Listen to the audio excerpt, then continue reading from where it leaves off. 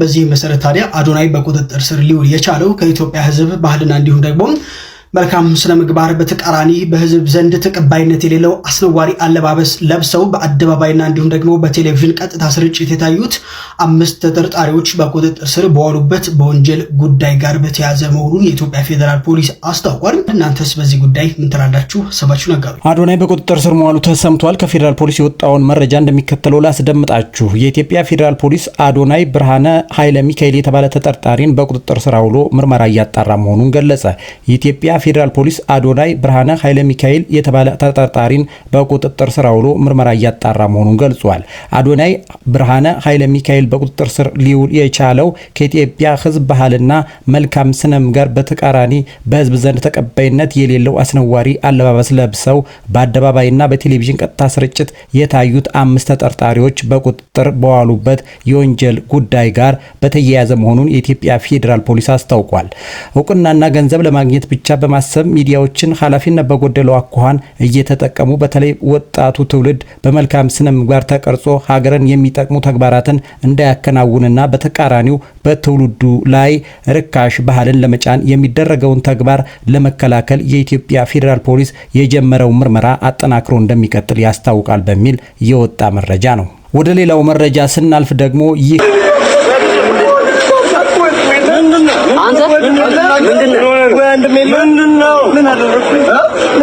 ሻወር ሰድ ይበናል። በቃ እሺ ችግር የለም። አረፍና ያዛለው ፏብዬ ነው ተጠብቀ። የድምጽ ቅጂ ከተሰማ በኋላ በርካታ ሰዎች በፍሬዘር ላይ ያላቸውን ጥርጣሬ እያነሱ ይገኛሉ። ዩሱፎንያስን መጥፎ ልምምድ ያጋለጠው ፍሬዘር ፈቃዱ እንዴት ወደዚህ ተግባር ሊገባ ቻለ? ጋዜጠኛው ሶፎንያስ ዋሲሁን ጋር እንዴት ሊተዋወቅ ቻለ? በሚለው ጉዳይ ላይ ጥቂት የማይባሉ ሰዎች በግለሰቡ ላይ ያላቸውን ጥርጣሬ እየገለጹ ነው። ለመሆኑ ጥርጣሬያቸው ከምን አንፃር ነው? እውኑን ፍሬዘር ከሶፎንያስ ጋር የቆየ ግንኙነት አለው ወይስ እርሱ እንዳለው ለአጭር ጊዜ ነው? ፍሬዘር ጋዜጠኛ ሶፎንያስን ያጋለጠው እንደተባለው በጠየቀው ነገር ሳይስማማ ሲቀር የተለየ እውቅና ለማግኘት የሚለው የብዙዎች ጥያቄ ሆኗል። ፍሬዘር በማህበራዊ ሚዲያ አጋርቷቸው የነበረውን የድምጽና የቪዲዮ ማስረጃዎች ለምን አጠፋው የሚለው ሌላው መነጋገሪያ ጉዳይ ነው። መረጃውን ለምን አጠፋው በሰዎች ዘንድ ጥርጣሬን ፈጥሯል። ለምን እንዳጠፋው በራሱ አንደበት የተናገረውን እናስደምጣቸዋለን። የሶፎንያስ የቅርብ ጓደኞች በጉዳዩ ላይ የተናገሩት መረጃ አስገራሚ ሆኗል። ለመሆኑ ምን አሉ? ሶፎንያስ አደረገው የተባለው ነገር ትክክል ወይስ ስህተት የሚለውን ከቅርብ ጓደኞቹ አፍ የምንሰማው ይሆናል። አብራችሁን ስትቆዩ እነዚህን መረጃዎች እናስደምጣችኋለን። መረጃው ለብዙ ሰዎች እንዲደርስ ላይክ እና ሰብስክራይብ በማድረግ ጀምሩ እያልን ቀጥታ ወደ መረጃው እንለፍ። እንደሚታወቀው ጋዜጠኛ ሶፎንያስ ከወራት በፊት ታምም ያለው የኢትዮጵያን እርዳታና ጸሎት ያስፈልገኛል በሚል መረጃ ማጋራቱን ተከትሎ በርካታ ሰዎች ለጋዜጠኛው ያላቸውን ሰዋዊ ፍቅርና ሐዘኔታ ከመግለጽ ባለፈ የገንዘብና የሞራል ድጋፍ ማድረጋቸው ይታወሳል። በጉዳዩ ላይም ጋዜጠኛው ከህመሙ ካገገመ በኋላ በተለያዩ ሚዲያዎች ላይ እየቀረበ ያጋጠመውን ችግር ሲያስረዳው ቆይቷል። ከነዚህ ሚዲያዎች መካከል እግረኛው ሚዲያ አንዱ ነበር። ድምጽህም ላይ ተገቢ ያልሆነ ነገር ሰምቻለሁ ብዬ ነው። የለም ታዋክ አስተሳሰም እሺ ችግር የለውም። አሁን ለጊዜው ረፍት ላይ ነኝ። በሳምንት 2 ቀን ዜና አንባለሁ። ሬዲዮ ፕሮግራም አለኝ። ስፖንሰሬ ነው። እዛ ላይ እሰራለሁ። በቃ ከዛ ውጭ ቤት ነኝ። የቤት እመቤት። ታዲያ ከእግረኛው ሚዲያ ጋር ያደረገው ቃለ መጠይቅ የጋዜጠኛው ድብቅ ማንነቶች የተገለጡበት ነበር። ነገር ግን በወቅቱ ብዙ ሰዎች እግረኛው ሚዲያ ላይ ከፍተኛ ትችትና ነቀፌታ ማድረሳቸው ይታወሳል። ይህ ነቀፌታ አንድን የታመመ ሰው በዚህ መንገድ አይጠየቅም፣ ከሚዲያ ባለሙያ ይህ አይጠበቅም የሚሉ በርክተው ነበር። የሆነ ሆኖ ከቀናት በፊት በእግረኛው ሚዲያ ላይ የተነሳበትን ጥርጣሬ የሚያጠሩ የድምጽና የቪዲዮ መረጃዎች ወጡ። ሻወር ሰድ ይበናል።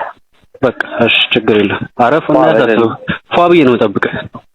እሺ አባቴ እሺ በቃ እቃም ግዛ ማቴሪያል ለቤታችን ነው። አረ ምንም ችግር የለም። ምን አንተ ተጨማሪ የምትፈልገው ነገር አለ ኤክስትራ? አይ ቆይ አንተ እንደው መጀመሪያ በቃ እሺ ችግር የለም። ቢጃማ ይዤ ልምጣ እንዴ? ደስ ያለን ይዘና አንተ የፈለከውን ይዘና ፍሬዘር ፈቃዱ ከተባለው ግለሰብ ጋር የተለዋወጠው የጽሑፍና የድምጽ ቅጂ ከተለቀቀበት በኋላ የቅርብ ጓደኞቹን ጨምሮ በርካታ ሰዎች መሰል ድርጊት እንደገጠማቸውና ሶፎንያስ በዚህ መንገድ እና መጥፎ ተግባር እና ልምምድ ላይ እንደተሰማራ መረጃዎችን ማጋራት ጀመሩ። ከነዚህ ሰዎች መካከል የሶፎንያስ የቅርብ ጓደኛ የሆነው ሙሉጌታ አንዱ ነው። ይሄ ልጅ አገር ቤት ብቻም ሳይሆን ልክ እንደኔ እንዳንተ ያሉ ውጪ የሚኖሩ ሰዎችንም የዚህ ቆሻሻ ድርጊት ሰለባ ለማድረግም ብዙ ርቀት መሄድ እንደሚቻል ማሳያ ነው። ሙሉጌታ በሶፎንያስ ላይ የሚወራውና የወጣበት የድምጽና የጽሑፍ ማስረጃ ትክክል እንደሆነ ማብራሪያ ሰጠ። ይህንን የተመለከቱ ሰዎች ፍሬዘርና ጓደኞቹ ያወጡበት መረጃ እውነት ነው እስከ ማለት ደረሱ። ነገሩ ያሳሰባቸው ኢትዮጵያውያን ፍሬዘርም ይህንን መረጃ ሳይደብቅ በሚዲያ ላይ ይፋ ማውጣቱ ትክክል እንደሆነ ከምስጋና ጋር ሐሳባቸውን ገለጹ። ሆኖም ግን በፍሬዘር ላይ አንዳንድ ጥርጣሬዎች ተነስተዋል። ፍሬዘር ከሶፎንያስ ጋር እንዴት ሊተዋወቅ ቻለ? ግንኙነታቸው እስከምን ድረስ ነው የሚሉ የግልጽነት ጥያቄዎችን መጠየቅ ቀጥለዋል። ይህንን የሰማው ፍሬዘር ለጉዳዩ ሰፋ ያለ ማብራሪያ ሰጥቷል። ፍሬዘር ከሶፎንያስ ጋር የተዋወቀው በቴሌግራም በተባለው የማህበራዊ ሚዲያ እንደሆነ እና ትውቃቸውም የቆየ ሳይሆን የቅርብ ጊዜ እንደሆነ በተነሳው ጉዳይ ላይ ምንም አይነት ግንኙነት እንደሌላቸውና ሰዎች ያነሱትን ጥርጣሬ ከበጎ እንደሚያዩ ተናገረ። በአንጻሩ ፍሬዘር የሶፎንያስ መረጃ በማጋለጡ የገጠመው ተቃውሞ ትክክል እንዳልሆነ ሐሳባቸውን እየሰጡ ያሉ ሰዎችም አሉ። ፍሬዘር ይህንን መረጃ ሳያፈራ ምንም ይደርስብኛል ሳይል በድፍረት በማጋለጡ ሊመሰገን ይገባዋል። ሰዎች ትውልድ ለማምከን በድብቅ የሚሰሩትን ስራ በዚህ ልክ ማጋለጡ ሊያስመሰግነው እንጂ ሊያስወቅሰው አይገባም በሚል ሐሳባቸውን እየገለጹ ነው። ጋዜጠኛ ሶፎንያስ ከውጭ ሀገር የተላከለት ላፕቶፕ ለመቀበል ወደ አዳማ በሄደበት በዘራፊዎች ድብደባና ዝርፊያ እንደደረሰበት በራሱ ፌስቡክ ገጽ ላይ መረጃ አጋርቶ ነበር። ነገር ግን ከተወሰኑ ሰዓታት በኋላ ያጋራው መረጃ ጥፍቶታል። ይህንን መረጃ ካጠፈው በኋላ ራሱን ለማስተካከል ጸበል እንደገባ መረጃ አጋርቷል። በዚህ ተግባሩ የተናደዱ ሰዎች ጋዜጠኛውን ቀጥረው የሚያሰሩ ተቋማት ከስራ እንዲያሰናብቱት የማህበራዊ ሚዲያ ዘመቻ ከፈቱ።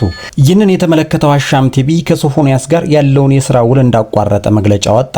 መግለጫ ከማውጣቱ በፊት በማህበራዊ ሚዲያ እየተወራበት ባለው ጉዳይ ላይ ማብራሪያ ሊጠይቀው ቢፈልግም ግለሰቡ የሰጠው መልስ ጸበል ገብቻለሁ የሚል እንደሆነ በመግለጫው ላይ ተመላክቷል። ይህ መረጃ ከወጣ በኋላ ከወራት በፊት ስድብና ነቀፌታ ደርሶበት የነበረው እግረኛው ሚዲያ ልክ እንደነበር መረጃዎች እየወጡ ነው። ይቅር በሌለን ነው የመጣሁት። ይቅርታ በጣም ይቅርታ። አንተ ለካ በሰዓቱ ልክ ነበር። ሶፎንያስ ወጣበት በተባለው ጉዳይ እናቱ ጭንቀት ውስጥ እንደገቡ እየተወራ ነው።